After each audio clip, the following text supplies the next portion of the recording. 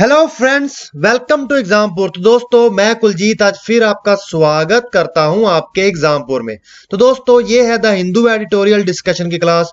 दोस्तों, ये class UPSC, SSC, PCS इन सभी एग्जाम्स के लिए इंपॉर्टेंट है। दोस्तों, तो आज की क्लास में हम करेंगे हमेशा की तरह इंपॉर्टेंट आर्टिकल्स को। तो सबसे पहले हमारे पास आर्टिकल आता है ये वाला, प्राइवेट और गवर्नमेंट स्कूल के बीच में में जो बच्चे पढ़ते हैं उनमें लर्निंग का अलग अलग पैरामीटर्स को ध्यान में रखते हुए क्या आउटकम है। दूसरा ये इन्फ्लेशन के ऊपर है। तीसरा है ये सुप्रीम कोर्ट की एक जजमेंट के ऊपर। तो हम बात करेंगे सबके ऊपर, जैसा कि हमारा मोटो है, बात तो करेंगे सबके ऊपर करेंगे। तो दोस्तों, बात शुरू होती है कुछ इस प्रकार। दोस्तों, ये है द इन्फ्लेशन के ऊपर आर्टिकल। दोस्तों, इसमें वो कहा जा रहा है कि इन्फ्लेशन, महंगाई के नाम का जो शैतान है वो भी फिर वापस आ चुका है और बड़े गलत टाइम पे आया है। 7.35% का बढ़त हुई है कंज्यूमर प्राइस इन्फ्लेशन में दिसंबर में। ठीक है, उसके बाद वो कहते हैं कि ये हुआ है एलिवेटेड लेवल ऑफ इन्फ्लेशन के चलते। और दूसरी तरफ वो कह रहे हैं कि जो एक तो ओनियंस के प्राइस एक तरफ बढ़ा बहुत जल्दी, और फूड कमोडिटीज इन जनरल जिनके प्राइस बढ़े। यहाँ पे वो सारी बात इसी के अंतर्गत जो प्राइस इन्फ्लेशन बढ़ी उसी के अंदर अलग अलग डाटा को देते हुए बनाएंगे। यहाँ पे वो कहते हैं कि डिस्टर्बिंग, जो दिसंबर में डिस्टर्बिंग प्रिंट आया सबके सामने, जिसके अंतर्गत स्लो ग्रोथ दिखाई गई और स्लो ग्रोथ के साथ हाई इन्फ्लेशन, और ये पूरा पूरा साइन है स्टैगफ्लेशन का। तो यहाँ पे वो कहते हैं कि पहली बात, जो कुछ फियर्स में से सब चीजें ध्यान देने वाली में सबसे पहली बात होती है वो ये है कि जो हेडलाइन इन्फ्लेशन है नंबर्स में, वो बढ़ रहा है फूड इन्फ्लेशन की वजह से, जो कि 14.12% है। वो कहते हैं हालांकि ये नवंबर में 10% था, ठीक है, और दिसंबर में ये -2.65% था। वो कहते हैं इसका जो ओनियन था, जो प्याज था, इसका प्राइस सबसे ज्यादा, क्योंकि ये सबसे बड़ा शैतान निकल कर आया बन के वेजिटेबल्स में, सब्जियों में महंगाई का। वो कहते हैं कि कम से कम 60.5% कंपेयर करा जाए दिसंबर के मामले तो पहुंचा। वो कहते हैं जो प्राइस था दूसरी फूड आइटम्स का, जैसे कि मीट हो गया, फिश हो गया, मिल्क हो गया, एग हो गया, और कुछ दालों का प्राइस हो गया, वो भी कुछ ऊपर गया। लेकिन यहां पर वो कहते हैं दीज आर लार्जली, ये एक सीजनल राइज था, मतलब सीजन के सीजन, ये एक सप्लाई साइड फैक्टर था। सप्लाई साइड फैक्टर का मतलब सप्लाई में कमी होने की वजह से, सप्लाई की प्रॉब्लम होने की वजह से, और जब ये सप्लाई की प्रॉब्लम एड्रेस कर ली गई, उसको दूर कर दिया गया, तो इन्फ्लेशन कम हो गया। तो यहाँ पे कहते हैं महंगाई में state bank of India research की टीम के लोग कि अगर जो माइनस कर दिया जाए प्राइस ऑफ ओनियन को, प्याज के पैसों को, पोटाटो के आलू के पैसों को, जिंजर के पैसों को, तो हेडलाइन जो हमारा सीपीआई इन्फ्लेशन है वो कम होकर सिर्फ 4.48% रह जाता है। वाह। तो दूसरी बात वो करते हैं, मतलब तीन चार चीजों ने ही हमारा इन्फ्लेशन रेट बढ़ा रखा था।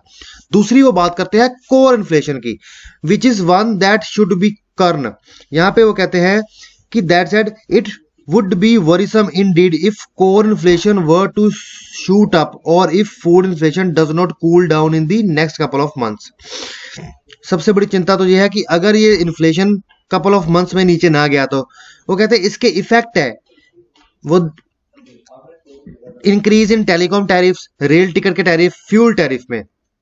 यहाँ पे आगे वो बात करते हैं शार्प जंप देखा गया है in CPI has queued, sharp jump देखा गया है सीपीआई में। ठीक है, ये पिच तैयार करता है आने वाले हमारे जो आरबीआई के मॉनेटरी पॉलिसी रिव्यू है जो कि फरवरी में होना है।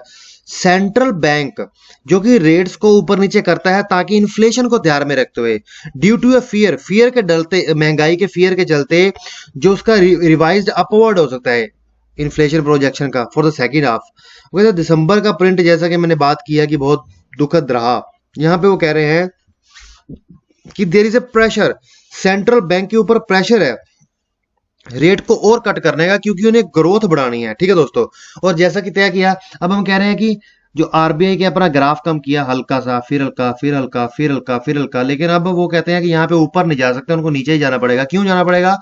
क्योंकि उन्होंने तय कर लिया, क्योंकि आरबीआई के जो पूर्व गवर्नर थे उन्होंने कहा था कि हम एकदम से आरबीआई के रेट कट करके यहाँ नहीं ले जाएंगे, हम धीरे धीरे धीरे धीरे ले जाएंगे ताकि इकोनॉमी पे इतना ज्यादा प्रभाव ना पड़े, बुरा प्रभाव ना पड़े। कहते हैं load would also depend upon the physical arithmetic that will emerge from the budget. ठीक है दोस्तों, अब आगे बात करते हैं हमारे अगले आर्टिकल पर, जो है सुप्रीम कोर्ट के एक आर्टिकल पर। देखिए ये आर्टिकल है किसके ऊपर, सबसे आपको थोड़ा सा पहले बता दूं। देखिए बहुत सारे रिलीजियस मैटर, धार्मिक मुद्दों में सुप्रीम कोर्ट जजमेंट देता है। जैसे इन्होंने कुछ प्रैक्टिसेस को बैन किया। इन्होंने एक बार सबरीमाला में भी दिया था कि औरतें जा सकती हैं, जहां पे धार्मिक तौर पर वो मना किया गया था। यहाँ पे जेली काटू के ऊपर बंद किया गया, हालांकि उसको एक कल्चरल माना जाता है। तो यहाँ पे उन्होंने कहा है कि सुप्रीम कोर्ट एक मार्क लगाएगा रिलीजियस फ्रीडम के ऊपर, एक लिमिट कर देगा रिलीजियस फ्रीडम को, ठीक है, against which legality of practice can be tested, जिसके अंतर्गत legality of practice can be check की जा सकेंगी। ठीक है दोस्तों, जो भी प्रैक्टिस चल रही है धार्मिक मुद्दों पर, उनकी क्या लीगैलिटी है। यहाँ पे वो कहते हैं कि ओपन हियरिंग हुई, वो 9 जज सुप्रीम कोर्ट बेंच के द्वारा हुई, जो कि कॉन्स्टिट्यूट किया गया अथॉरिटेटिव प्रोनाउंसमेंट देने के लिए। Nature of religious freedom under the constitution has revealed the concept of confusion. The bench, जो कि हेड किया जाएगा चीफ जस्टिस ऑफ इंडिया के द्वारा, उन्होंने लॉयर्स को कहा है अपने इश्यूज को दोबारा रिफ्रेम कीजिए, ठीक है, और उन्होंने कहा है कि सबमिशन कीजिए क्वेश्चंस को फ्रेम करके, ठीक है।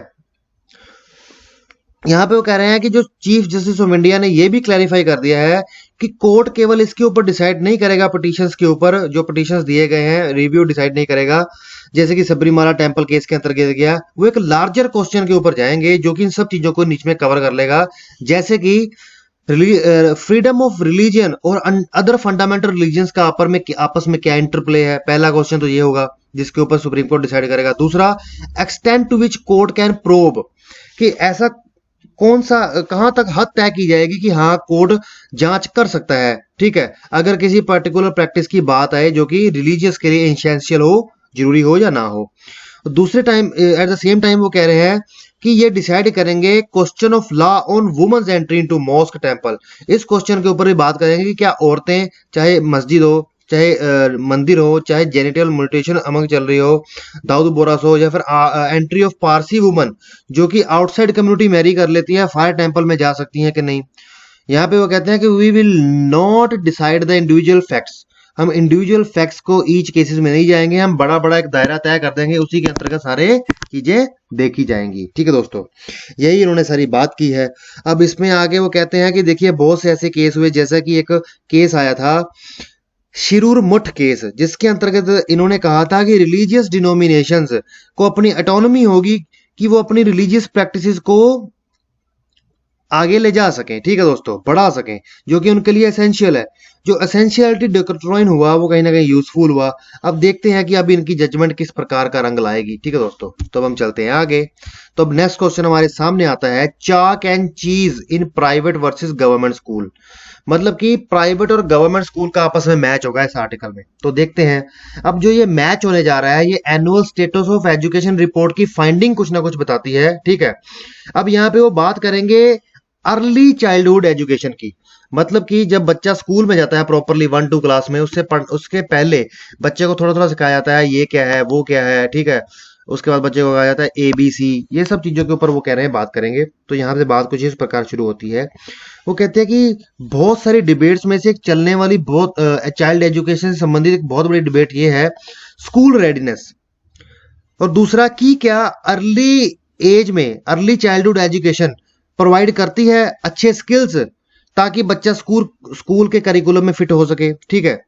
वो कहते हैं literature exist on importance of certain cognitive abilities that are suppose to be developed during the preschool home and other factors. In terms of what children learn in school, one of the big debate is, अगर in terms में बात करें what children learn in school, बच्चे school में क्या सीखते हैं, एक डिबेट ये होती है कि क्या बच्चे जो कि प्राइवेट स्कूल में है बेटर परफॉर्म करते हैं या गवर्नमेंट स्कूल वाले बेटर परफॉर्म करते हैं। तो इसमें इंडियन कॉन्टेक्स्ट में वो बात करते हैं कि सहमति इस प्रकार बैठी है कि लार्ज प्रपोर्शन ऑफ डिफरेंस आता है लर्निंग लेवल्स पर, जो कि चिल्ड्रन एनरोल्ड होते हैं प्राइवेट में या गवर्नमेंट स्कूल में। इसके अंदर को वो कहते हैं होम फैक्टर आ जाता है। इसके दूसरी वो बात करते हैं कि प्राइवेट स्कूल का जो इफेक्ट है, हालांकि वो पॉजिटिव ही रहता है, ठीक है। अब इस पे वो 2-3 चीजों पर लेके जाएंगे। सबसे पहले तो वो बात करते हैं कि अगर हम लैंग्वेज के केस में जाएंगे कि क्या बच्चे भाषा को पढ़ सकते हैं, क्या शब्दों को पढ़ सकते हैं, क्या बोल सकते हैं, क्या लिख सकते हैं। तो यहाँ पर वो कहते हैं कि according to annual status of report, education report जो कि 2019 में आई है, वो कहती है कि 21% बच्चे जो कि ग्रेड 1 में होते हैं गवर्नमेंट स्कूल्स में, वो रीड कर सकते हैं। हालांकि उसके मुकाबले 46% प्राइवेट स्कूल के बच्चे रीड कर सकते हैं। लेकिन अगर वो कहते हैं कि कम से कम 122% ज्यादा बच्चे पढ़ पाते हैं, तो क्या कहते हैं कि हम इसको फेयर कंपैरिजन माने, कि जो ये कंपैरिजन हुआ है यहाँ पे कहते हैं नहीं। क्यों नहीं, तो देखते हैं। सबसे पहला फैक्टर कि जो भाषा के आधार पर बच्चे पढ़ सकते हैं या लिख सकते हैं, गवर्नमेंट स्कूल में 21% होते हैं और प्राइवेट स्कूल में 46 पॉइंट कुछ प्रतिशत होते हैं। तो पहली बात तो वो कहते हैं एज डिस्ट्रीब्यूशन। वो कहते हैं कि गवर्नमेंट, हालांकि जो राइट टू एजुकेशन जो नेशनल पॉलिसी आती है शिक्षा की, वो कहती है कि बच्चे की एज कम से कम 6 साल होनी चाहिए। तो एज डिस्ट्रीब्यूशन में वो कहते हैं कि गवर्नमेंट स्कूल में बच्चा 4-5 साल की उम्र में आ जाता है, ठीक है। और दूसरी तरफ वो कहते हैं कि कुछ बच्चे ऐसे होते हैं अपना प्राइवेट स्कूल में जो कि ज्यादा बड़ी एज में आ जाते हैं, ठीक है। या फिर उनको घर में और भी बड़े लेवल्स हैं, कि जैसे कि अब दूसरी वो बात करेंगे यहाँ पे कि जो घर में जो प्राइवेट स्कूल में बच्चे आते हैं वो अच्छी फैमिली से बिलोंग कर रहे होते हैं, उनके पेरेंट्स एजुकेटेड होते हैं, ठीक है। तो वो कहीं ना कहीं अफोर्ड कर सकते हैं, जो कि लेस एडवांटेज, जो कि गरीब फैमिलियों के बच्चों को एडवांटेज नहीं होती। वो कहते हैं 30% of government school grade 1 children in the ASER sample, ठीक है दोस्तों। फिर वो कहते हैं कि compare to only 12% of grade 1, अगर वो बात करें कि देखिए जो 30% ऑफ एडवांटेज मिलने की बात करते हैं वो, कि प्राइवेट स्कूल्स में कहीं ना कहीं इस आधार पर कि वो अच्छी फैमिली से बिलोंग करते हैं, ठीक है, अच्छा उनको बैकग्राउंड मिल जाता है, इसके अंतर्गत प्राइवेट स्कूल में बच्चों को ज्यादा फेवर होता है क्योंकि वो अच्छी फैमिली से बिलोंग करते हैं, पैसा अच्छा होता है। आगे वो बात करते हैं थर्ड फैक्टर की, कि जो अर्ली चाइल्डहुड एजुकेशन है वो सुपोज करती है pre child children prepare children for school. जो अर्ली चाइल्डहुड एजुकेशन होती है, वो कहते हैं कि children are suppose to be expose, उनको एक्सपोज किया जाता है कोग्निटिव एक्टिविटीज के अंदर। अर्ली लिटरेसी दी जाती है, न्यूमेरिसी स्किल्स दी जाते हैं, उनको कहा जाता है ये है 1, ये है 2, ठीक है। यहाँ पे वो एग्जांपल देते हैं कि national early childhood care and education curriculum framework कहता है कि डेवलपिंग स्किल्स जो कि रिलेट करते हैं सिक्वेंशियल थिंकिंग से, प्रिडिक्टिंग पैटर्न से, ऑब्जर्विंग से, रीजनिंग से और प्रॉब्लम सॉल्विंग से, जो कि प्री स्कूल स्टेज पर आती है। कोग्निटिव थिंकिंग कहीं ना हमारे दिमाग से संबंधित होती है दोस्तों, ठीक है। लैंग्वेज स्किल्स जो कि हाईली कोरिलेटेड होते हैं बच्चे की child ability to acquire language skills, ठीक है, कहा कि वो अच्छे लैंग्वेज आगे सीख सके। वो कहते हैं चिल्ड्रन जो कि अच्छे ग्रेड 1 में आते हैं वो बेटर प्रिपेयर होते हैं दी स्किल्स में, जो कि पहले इन चीजों में जा चुके होते हैं, ठीक है। और जो कुछ कोग्निटिव टास्क दिए जाते हैं जैसे कि पैटर्न रिकॉग्निशन, पजल्स दिए जाते हैं बच्चों को, तो ये सब चीजें उनको फायदा करती हैं। वो कहते हैं once we take all these factors into account, चाहे वो एज डिस्ट्रीब्यूशन हो, चाहे होम फैक्टर हो। होम फैक्टर में हम कह रहे हैं कि मदर की एजुकेशन अच्छी है, होम में लर्निंग एनवायरनमेंट अच्छा है, बेसलाइन एबिलिटीज अच्छी हैं, या फिर हम कोग्निटिव एक्टिविटी की बात कर ले, या प्री स्कूल एजुकेशन की बात कर लें। तो यहाँ कहते हैं कि प्री स्कूल लर्निंग में वो कहते हैं कि जब private what private preschools are doing, जो प्राइवेट प्री स्कूल्स क्या कर रहे हैं, वो कहते हैं कि प्राइवेट स्कूल के जो प्राइवेट सेक्टर के बच्चे होते हैं keep children longer in preschool, expose them to school like curriculum. जो बच्चे होते हैं अमीर फैमिलीज के, वो स्कूल लाइक सिचुएशन के लिए उनको दूसरे प्री लर्निंग स्कूल्स में भेज देते हैं, तो बच्चों को ऐसा एक एनवायरनमेंट मिलता है जिसके अंदर वो हौली हौली धीरे धीरे घुल मिल जाते हैं। एग्जाम्पल के लिए वो कहते हैं कि 14% बच्चे जो कि आंगनवाड़ी में होते हैं कुड रिकॉग्नाइज करते हैं, ठीक है। और मोर अगर देखा जाए तो जो कि उसके मुकाबले 52% बच्चे प्राइवेट प्री स्कूल्स के रिकॉग्नाइज कर पाते हैं। 12.9% children in these private pre schools were already reading words. तो ये फायदा होता है कि आंगनवाड़ी के बच्चे कम है और वहां के ज्यादा, क्योंकि फैसिलिटीज ज्यादा है और सिखाने का सिस्टम अलग है। आगे वो बात करते हैं कि finally children in anganwadi do worse than private preschool children on cognitive as well early childhood task, ठीक है। यहाँ पे वो कहते हैं India has a huge investment in its early childhood program, कि इंडिया की ह्यूज इन्वेस्टमेंट है अर्ली चाइल्डहुड प्रोग्राम में, जो कि कम से कम एडमिनिस्टर्ड की जाती है 1.2 मिलियन आंगनवाड़ीज के अंतर्गत, जो कि integrated child development service scheme के अंतर्गत आते हैं। जो फाइंडिंग है एनुअल रिपोर्ट की 2019 की, वो क्लियर करती है, केस करती है कि स्ट्रेंथनिंग करने की जरूरत है और ताकतवर बनाने की जरूरत है in these early childhood education centres, ताकि they implement appropriate school related readiness activities. ठीक है, a case can also be made for streamlining the curriculum.